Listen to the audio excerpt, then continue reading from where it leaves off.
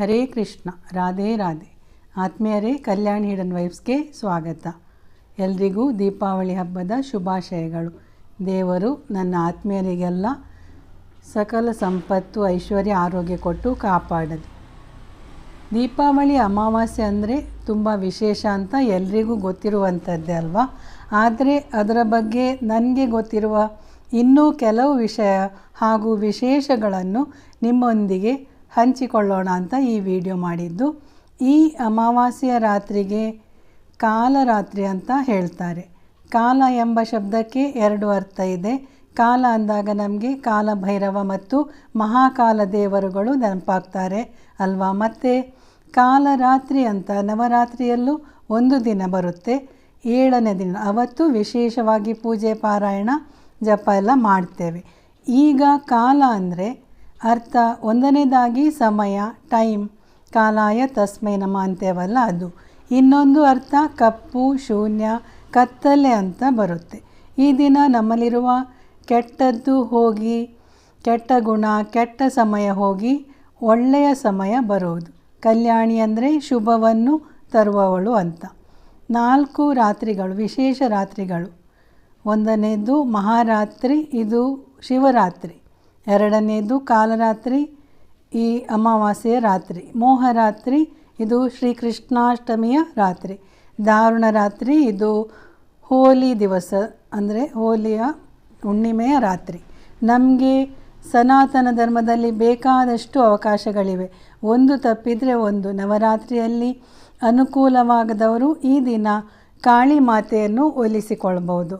ನಮ್ಮ ಒಳಗೆ ಮತ್ತು ಹೊರಗಿರುವ ದುಷ್ಟ ಶಕ್ತಿಗಳನ್ನು, ನೆಗೆಟಿವಿಟಿಯನ್ನು ನಾಶಗೊಳಿಸಲು ಈ ದಿನ ಆಚರಣೆ, ಆರಾಧನೆ ಮಾಡ್ಬೋದು. ಕಾಳಿಮಾ ಪೂಜೆ, ಉಪಾಸನೆಯಿಂದ ಅಪಮೃತ್ಯು ಭಯ ಇರೋದಿಲ್ಲ, ಅಲ್ಲದೆ ಯಾವುದೇ ಭಯವೂ ಬರೋದಿಲ್ಲ, ಮೋಕ್ಷವೂ ಸಿಗುವುದು.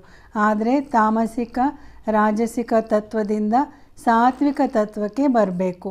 ಭೋಗವನ್ನು ತ್ಯಾಗ ಮಾಡಬೇಕು. ಇದರಿಂದ ಎಲ್ಲ ಕಷ್ಟದಿಂದ ಮುಕ್ತಿ, ನೆಗೆಟಿವಿಟಿಯಿಂದ ಬಿಡುಗಡೆ ಹಾಗೂ ಶಕ್ತಿಗೆ, ಶಾಂತಿಗೆ, ಆಧ್ಯಾತ್ಮಿಕ ಉನ್ನತಿಗೆ ಈ ಆಚರಣೆ ಸಹಾಯಕಾರಿ. 20ನೇ ತಾರೀಕು ಸೋಮವಾರದ ರಾತ್ರಿಯೇ ಆಚರಿಸಿದರೆ ಒಳ್ಳೆಯದು. ಯಾಕಂದರೆ ಮಂಗಳವಾರದ ದಿನ ಅಮಾವಾಸ್ಯೆ ಆದರೂ ರಾತ್ರಿ ಸಮಯದಲ್ಲಿ ಅಮಾವಾಸ್ಯೆ ಸಿಗೋದಿಲ್ಲ. ಸಂಜೆನೇ ಪಾಡ್ಯ 5:15 ನಂತರ ಶುರುವಾಗುತ್ತೆ. ಹೆಚ್ಚಾಗಿ ಅಧ್ವಾನ ಏನೂ ಮಾಡಬೇಕಾಗಿಲ್ಲ. ರಾತ್ರಿ 8ರ ನಂತರ ದೀಪದ ಮುಂದೆ ಎಳ್ಳೆಣ್ಣೆ ಹಾಕಬೇಕು. ಈ ಒಂದು ಉಪಾಸನೆಗೆ ಧೂಪ ನೈವೇದ್ಯ ಇಟ್ಟರೂ ಆಗುತ್ತೆ, ಎಳೆದಿದ್ರು ನಡೆಯುತ್ತೆ.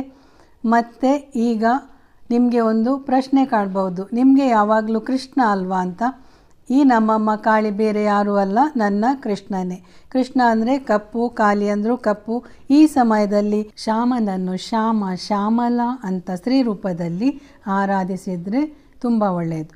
ಶ್ರೀಕೃಷ್ಣನು ನರಕಾಸುರನನ್ನು ಕೊಂದು ನರಕ ಚತುರ್ದಶಿ ಅಂತ ಹೆಸರು ಬಂತಲ್ಲ. ಹಾಗಾಗಿ ಎಲ್ಲ ದೇವರ ಆರಾಧನೆ ಕೂಡ ಈ ದೀಪಾವಳಿ ಸಂದರ್ಭದಲ್ಲಿ ಮಾಡಬೇಕು. ಕಾಮಾಖ್ಯ ಹಾಗೂ ಕಾಮಾಕ್ಷಿ ಆರಾಧನೆ ಕೂಡ ಶ್ರೇಷ್ಠ. ಕಾಮಾಖ್ಯ ಮಾತೆ ಕಾಳಿ ಮತ್ತು ತ್ರಿಪುರ ಸುಂದರಿಯು. ಕಾಮಾಕ್ಷಿ ಅಂದರೆ ಕಾಳಿ ಮತ್ತು ಮಾತಂಗಿಯೂ ಆಗಿರೋದ್ರಿಂದ ಇವರ ಉಪಾಸನೆ ಒಳ್ಳೆಯದು. ಶ್ರೀರಾಮನನ್ನು ಪೂಜಿಸಬೇಕು, ಆಂಜನೇಯನನ್ನು ಪೂಜಿಸಬೇಕು. ಲಕ್ಷ್ಮೀ, ಗಣೇಶ, ಕುಬೇರ ಪೂಜೆ ಅಂತೂ ಮಾಡ್ತೀವಿ. ಈ ದೀಪಾವಳಿ ಸಮಯ ವಿಶೇಷವೇನೆಂದರೆ ದೇವರಿಗೆ ದೀಪಗಳಿಂದಲೇ ಆರತಿ ಮಾಡುವುದು ಮತ್ತು ಮನೆ ಮುಂದೆ ಸಾಲಾಗಿ ದೀಪಗಳನ್ನು ಇರಿಸುವುದು. ಈಗ ಅಮಾವಾಸ್ಯೆ ರಾತ್ರಿಯ ವಿಷಯಕ್ಕೆ ಪುನಃ ಬರೋದಾದರೆ, ಈ ಸಮಯ ಯಾವುದೇ ದೇವರ ಮಂತ್ರ ಸಿದ್ಧಿ ಮಾಡಿಕೊಳ್ಳಲು ಉತ್ತಮ ಸಮಯ. ಹಾಗೆಯೇ ಧ್ಯಾನಕ್ಕೂ ಒಳ್ಳೆಯ ಸಮಯ. ರಾತ್ರಿ 8ರ ನಂತರ ಶುರು ಮಾಡಿ ಎಷ್ಟು ಹೊತ್ತು ಬೇಕಾದರೂ ಇರಬಹುದು. ಮಧ್ಯರಾತ್ರಿ ನಂತರವೂ ಮುಂದುವರಿಸಬಹುದು. ಎಲ್ಲದಕ್ಕೂ ಭಕ್ತಿ, ನಂಬಿಕೆ ಮತ್ತು ಶ್ರದ್ಧೆ ಮುಖ್ಯ. ದುರ್ಗಾ ಸಪ್ತಶತಿಯನ್ನು ಪಾರಾಯಣ ಮಾಡ್ಬೋದು. ಇಲ್ಲಿ ಬಹುದು ಅಂದರೆ ಆಪ್ಷನ್ ಕೂಡ ಕೊಡ್ತೀನಿ. ಯಾವುದಾದ್ರೂ ನಿರ್ದಿಷ್ಟ ಆಕಾಂಕ್ಷೆ ನೆರವೇರಲು ಕೆಲವು ದುರ್ಗಾ ಸಪ್ತಶತಿಯ ಅಧ್ಯಾಯಗಳಿವೆ. ಅಷ್ಟನ್ನೇ 11 ಸಲ ಅಥವಾ 21 ಸಲ ಪಾರಾಯಣ ಮಾಡಿದರೆ ಸಾಕು.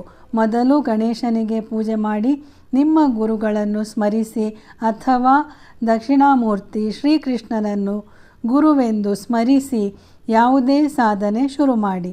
ದುರ್ಗಾ ಸಪ್ತಶತಿಯ ಪಾರಾಯಣ ಮಾಡಿದರೆ ನಮ್ಮ ಒಳಗಿನ ಹಾಗೂ ಹೊರಗಿನ ಶತ್ರುಗಳ ನಾಶ. ನಮ್ಮ ಒಳಗಿರುವ ಅಂದರೆ ಕಾಮಕ್ರೋಧ ಲೋಭಮೋಹ ಮದ ಮತ್ಸರ, ಹೊರಗೆ ಅಂದರೆ ಹಿತಶತ್ರುಗಳು ಗುಪ್ತ ಶತ್ರುಗಳು. 11ನೇ ಅಧ್ಯಾಯ ಪಾರಾಯಣ ಮಾಡಿದರೆ ವ್ಯಾಪಾರ ವ್ಯವಹಾರಗಳು ಉತ್ತಮ ರೀತಿಯಲ್ಲಿ ಇರುತ್ತೆ.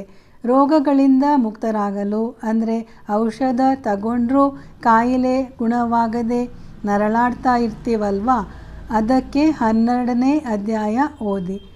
ಕೊನೆಗೆ ಅಪರಾಧ ಕ್ಷಮಾಪಣೆ ಸ್ತೋತ್ರವನ್ನು ಪಠಿಸಬೇಕು ಮತ್ತು ಕಾಲಭೈರವನ ಮಂತ್ರ ಜಪಿಸಬೇಕು. ಇದರಿಂದ ಮುಂದಿನ ವರ್ಷದ ತನಕ ನಮ್ಮನ್ನು ಕಾಪಾಡ್ತಾರೆ. ಭಕ್ತಿ ಹೆಚ್ಚಾಗಬೇಕು, ದೇವರನ್ನು ಹೆಚ್ಚಾಗಿ ಪೂಜಿಸಬೇಕು, ಸೇವಿಸಬೇಕು ಅಂತ ಇರುವವರು 13ನೇ ಅಧ್ಯಾಯ ಓದಿ. ದೊಡ್ಡ ದೊಡ್ಡ ಹೋಮ ಹವನದಲ್ಲಿ ಸಿಗದ ಫಲ ಮಂತ್ರ ಪಠಣೆಯಿಂದ ದೊರಕುವುದು. ಮಧ್ಯಸ್ಥಿಕೆಗೆ ಯಾರೂ ಬೇಕಾಗಿ ಇಲ್ಲ, ನಾವು ಮತ್ತು ನಮ್ಮ ಇಷ್ಟ ದೇವರು ಸಾಕು. ಆಗ ನಮಗೆ ನಾನೇ ಮಾಡಿದ್ದೆ, ದೇವರು ನಮ್ಮಿಂದಲೇ ಮಾಡಿಸ್ತಾನೆ ಎಂಬ ಭಾವನೆ ಕೂಡ ಬರುತ್ತೆ, ಸಂತೃಪ್ತಿ ಕೂಡ ಸಿಗುತ್ತೆ. ಪ್ರತಿಯೊಂದಕ್ಕೂ ಸಂಕಲ್ಪ ಬೇಕು ಅಂತಾರಲ್ಲ, ಸಂಕಲ್ಪ ಅಂದರೆ ಮತ್ತೇನಲ್ಲ, ಪ್ರಾಮಿಸ್. ಅದಕ್ಕೊಂದು ವಿಧಾನ.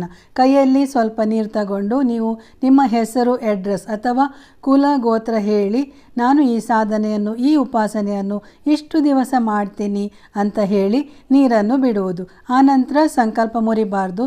ಎಷ್ಟು ದಿನ ಅಂದಿದ್ದೀರಿ ಅಷ್ಟು ದಿನ ಒಂದೇ ಸಮಯ ಒಂದೇ ಸ್ಥಳದಲ್ಲಿ ಮಾಡಿದರೆ ಒಳ್ಳೆಯದು. ಈ ದಿನ ಯಾವುದೇ ಮಂತ್ರ ಪಠಣೆ ಶುರು ಮಾಡಲಿಕ್ಕೂ ಪೂರ್ಣಗೊಳಿಸಲಿಕ್ಕೂ ಒಳ್ಳೆಯದು. ಎಷ್ಟಾಗುತ್ತೋ ಏನಾಗುತ್ತೋ ಮಾಡಿ. ಒಳ್ಳೆಯದಾಗಲಿ, ಶುಭವಾಗಲಿ. Once again happy Diwali. Radhe Radhe.